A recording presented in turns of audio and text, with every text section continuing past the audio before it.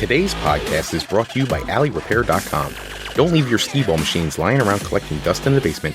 Let AlleyRepair.com bring those machines back to life. High-quality workmanship for your skee-ball playing needs. Contact AlleyRepair.com today.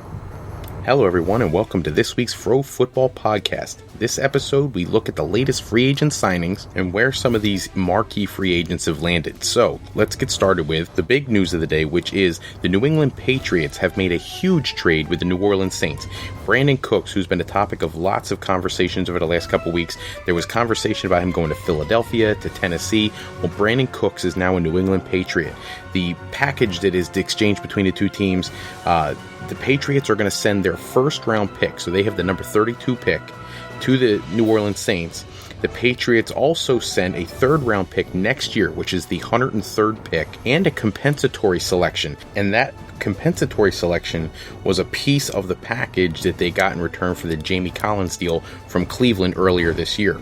In exchange, the Saints are also going to be sending a fourth round pick, the number 118 overall, to kind of balance this thing out. But in the end, Brandin Cooks is one of the best wide receivers in football right now. Now, you can attribute a lot of that, I'm sure, to Drew Brees being one of the best quarterbacks of all time. But at the end of the day, Brandin Cooks can be a possession receiver. He could be a deep threat. He could do it all, run routes and everything. So this is another lethal weapon for the New England Patriots. And let's face it, you're coming off of a Super Bowl win. You add with a marquee free agent cornerback in Stephon Gilmore, and now you're adding a premier wide receiver.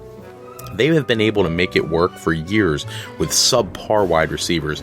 And I'm not trying to dump on Julian Edelman and Danny Amendola and people like that, but as far as top tier wide receivers, that's really not who the Patriots are, and now they're going to have one. So this is deadly serious for the rest of the league. If you want to start beating the Patriots for the Super Bowl, you better start putting some more money into the position of wide receiver, and all around your team, you better build up defenses, because these guys can beat you whether it's with strong defense or with a crazy offense. As long as Tom Brady is playing at the level he's playing at, the other teams in the NFL have something to worry about.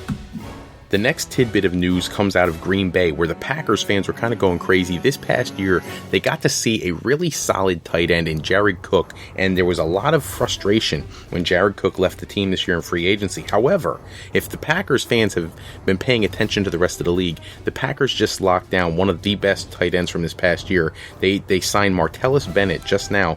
Only a few weeks after winning the Super Bowl with the Patriots, Bennett is now a Green Bay Packer. He signed for a 3-year, $21 million deal. In my personal opinion, this is a steal. He was a stud tight end when he was a Chicago Bear, and then when he got shifted over to the New England Patriots, he picked up right where he left off.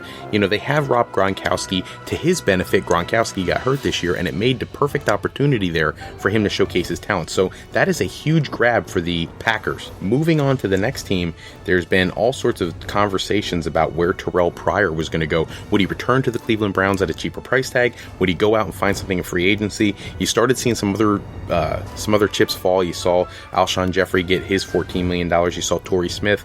You saw Pierre Garçon. So the market has been fluctuating quite a bit. Terrell Pryor signs a 1-year deal for $8 million to go to the Washington Redskins, who really needed a wide receiver after losing Deshaun Jackson and Pierre Garçon to free agency. So great landing spot for Terrell Pryor. Congratulations to him. I'm a little surprised at the amount of money that he received, but at the end of the day, it's a prove-it year. He only had 1 year as a full-time wide receiver, had a very impressive year, but he still has to prove himself to show that he gets that big free agent contract. Next year, they'll have the option to tag him if he does a great job, or he can go out and test the free agent market after having 2 years of solid production. The only concern here is if this past year was some kind of an anomaly because he was on a pass-heavy team that was always playing from behind, it could actually hurt his value next year. We're going to have to see how that plays out.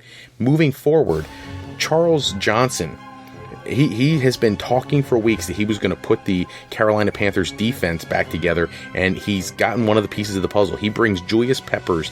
He's one of those people who wooed Peppers to come back to Carolina, where he began his football career. For those who forget, Julius Peppers was a stud player for the Panthers. It was really a tear-jerking moment for Panthers fans when he left via free agency.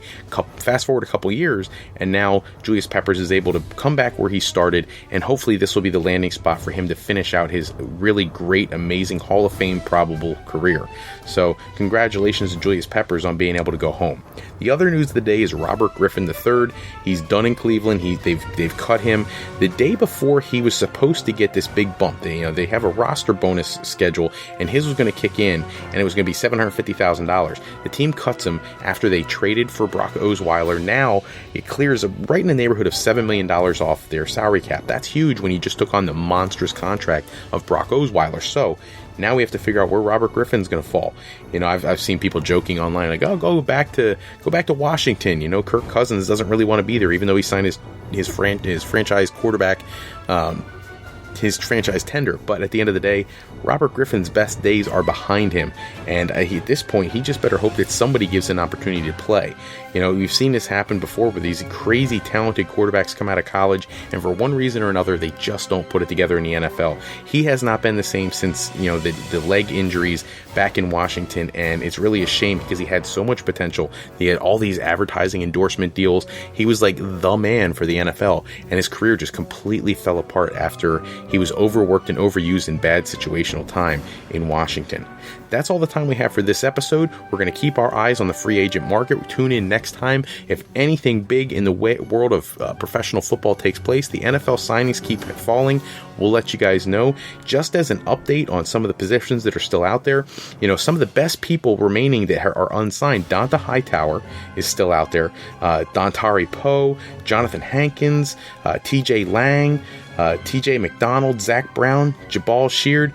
There's some big names out there, not to mention people like Adrian Peterson, who for one reason or another just hasn't been signed anywhere. Jamal Charles, I know he's banged up, but he's still out there. So we're going to have to keep our eyes on some of these players because there's still some heavy pieces to fall somewhere. Eddie Lacy is still out there. Even though he's gone into Minnesota and Seattle to talk to their agencies, he hasn't signed anywhere. So there's still some serious talent out there. We'll keep our eye on that, keep you informed for the next episode. Until then, go to our webpage at www.frolifeplanning.com if you want to get some help from us for your next career or some furthering of your education in the college world. That's what we do here at Fro Life Planning.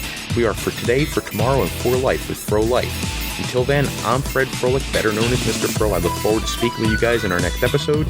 Until then, take care, everybody. Good night.